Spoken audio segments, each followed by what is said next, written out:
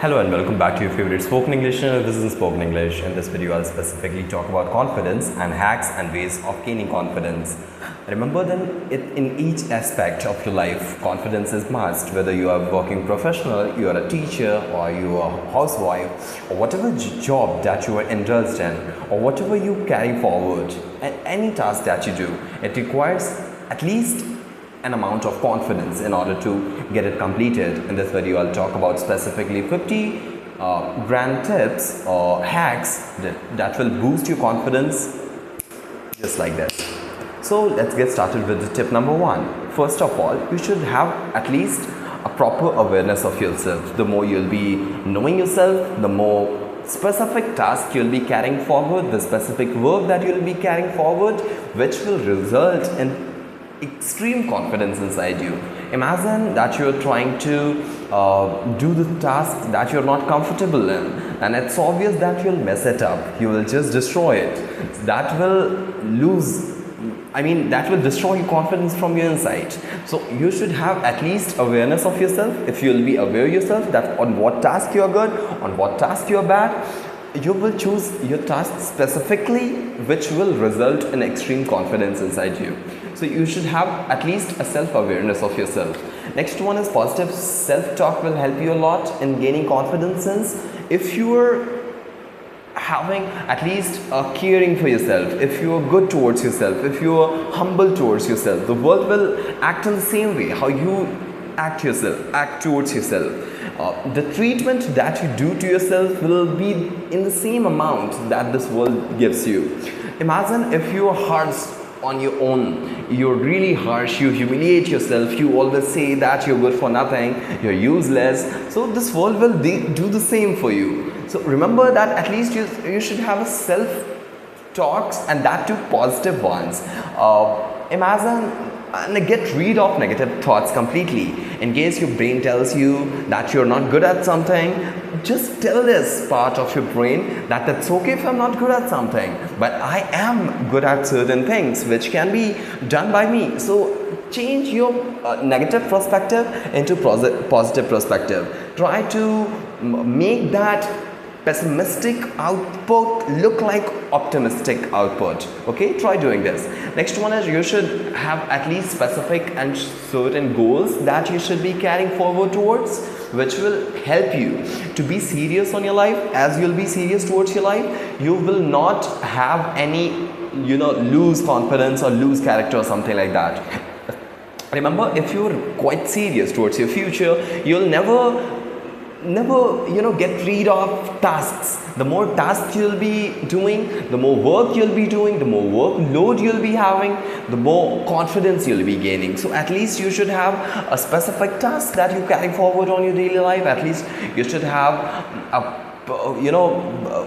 particular vision or goal or motivation of doing something which will result in hyper confidence inside you. Next one is preparation. Remember, if you're feeling unconfidence in a particular work, remember that you're not prepared yourself enough for that. Imagine if I'm talking about this matter in front of you, and if I would not have prepared myself earlier before this video, then I would have stuck here. I would have stuttered while speaking sentences. Just because I am prepared, I have my examples ready, I have my options ready, I have my camera ready, I have my speech ready, which makes me confident that I can talk about this topic. The same happens to you. If you're carrying forward a task and you're not feeling confidence inside it, simply means you lack preparation. If you have a complete preparation of any particular topic or any particular task, you will not feel underconfidence at that moment. Next one is practice makes a man perfect. Remember, if you feel underconfidence or a sense of guilt or a sense of afraidness inside you, it means you have not done practice yet. If you are unconfident while giving speeches or talking to someone or carrying forward a task or work or something like that, very specifically, being very precise towards that task, carry forward that 100 times, which will result in hyper confidence inside you. See, if you are confident in front of your mother, it means you have talked to her 100 times. If you're confident in your house, it means you've been in your house for very long. You've been practicing talking to your parents. You've been practicing talking to people. That's why you feel confidence while talking to them. So it's that simple. The more you'll be practicing, the more confidence you'll be having. It's that simple. Next one is body language. Remember, if you put your hands in your pocket or you cross your hands while talking to someone, it simply means that you tell your subconscious mind that you're not good at something.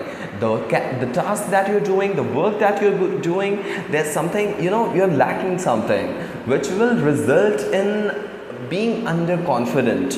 So try to make yourself open at the time when you'll be doing the task, when you feel that you're not confident. Remember not to join your hands or cross your hands or put it on the pocket while talking to someone or doing any task. It will result very positively.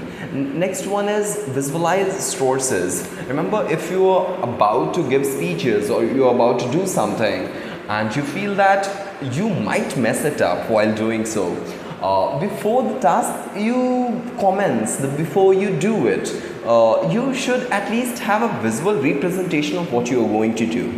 You should have at least understanding of your expectation. Imagine you are about to give a speech and people are in front of you and you want them to clap while you say. Remember, before giving that speech, you should say this in mind. You should visualize this outcome, that people are clapping in front of you, people are appreciating the way how you said, people are they're just because of your presentation, just because you are there. If you'll see this way and if you'll visualize your success, your subconscious mind will gather those specific ideas in order to articulate the best words possible, best speech possible, best narration possible. So visualization will assist you in this a lot. Next one is you should be learning from your failures. There'll be time when you'll be messing up things, when you'll be trying to carry forward the task but you'll be failing while doing so. At that point of time, you should be having confidence inside you. You should learn from your failures on what particular point you did the mistake, on what particular situation you messed it up, on what circumstances you couldn't proceed the work. You should have at least understanding of your mistakes, and through that mistake you should teach yourself, you should guide yourself, you should say that this mistake was done by me, but next time onwards, I promise that I won't commit this mistake as much as possible. Next one is that you should be seeking feedback. Remember, if you are underconfident towards certain tasks, act or do that task in front of your friends or in front of your acquaintances or someone, and ask that was that task done effectively, efficiently? Did I do it perfectly? If they say that you're doing perfectly, it means you are already at a good level and you don't need any guidance in way of having confidence. You don't require it since you're already good at your task. You need confidence only if you are messing things up. So in case you are told that you'll not be able to proceed this task carefully or conveniently, in that point of time you should practice that task continuously so that you might improve yourself after doing this task again and again. Next one is you should also celebrate your achievements when you do that. Remember that your tasks are not about to be appreciated by people. Your task isn't something that you'll be awarded for. If you do something, you do it for yourself, you do it for your learning, you do it for your own self. It's that simple. So remember, if you carry forward any task, if you do something and you felt that it was a great initiative towards yourself, you did a really great job while doing so, at that point of time you should appreciate yourself, you should thank yourself, you should guide yourself, you should say that you have done an achievement, you have done something great. You should also give treatment to yourself. Treat yourself in the best way possible. If you do so, your brain will think of you as a main character. And remember, main character always has the confidence, the aura, the glow on the face. It's not that background dancers, they are blurred while dancing, but the main character is never. So treat yourself as a main character. It will help you a lot. Next one is, you should being healthy. Physical health will help you in boosting confidence a lot.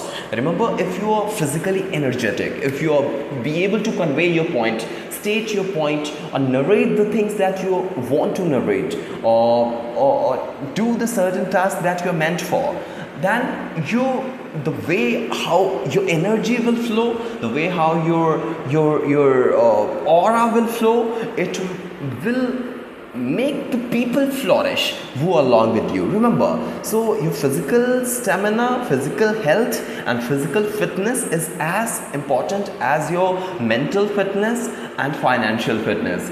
So it is one of the most important aspects of your life. Remember, next one is building competence. Remember that if you are not be able to do something and you feel underconfidence while doing something, then you should compete to someone. If you want to talk to someone and you feel that I'm not worth enough that I can talk to him or her, if you are underconfident while completing something, or if you feel underconfident while doing a certain activity, or standing in front of people, or doing something, remember that you should see someone who is already doing it, and then feel jealousy inside yourself, the positive jealousy. Remember, have competence.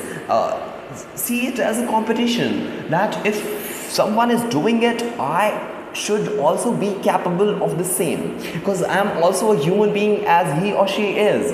If we both are at the same level, then it should be very effortless that I carry forward a task.